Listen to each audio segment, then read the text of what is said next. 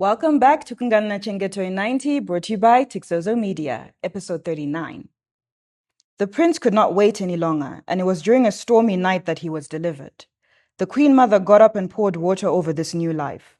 She sprinkled a mixture of dried tobacco and pepper over his face. He sneezed, and the medicine woman laughed. He is fine. His lungs draw air, and they sneeze to the herbs. He was wrapped up in calf hide and handed over to Nyaradzo, who lay there almost lifeless.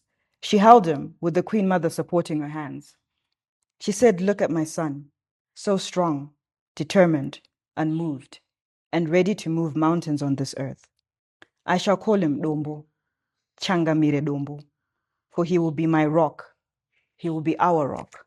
Just wait and see, mother." Then she passed out into a deep sleep.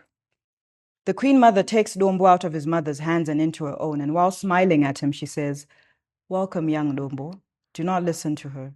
She is young and foolish. You know I said the same thing about her when I bore her. Yet the only thing of note she has brought to my heart is the knowledge of true love. But do not worry, it took me time to understand, yet I do now. I am but just an old woman, but for the time I am with you, my grandchild, I will teach you an old woman's understanding of true love." Join us tomorrow for more Kungana Chengeta 90, brought to you by Tixezo Media.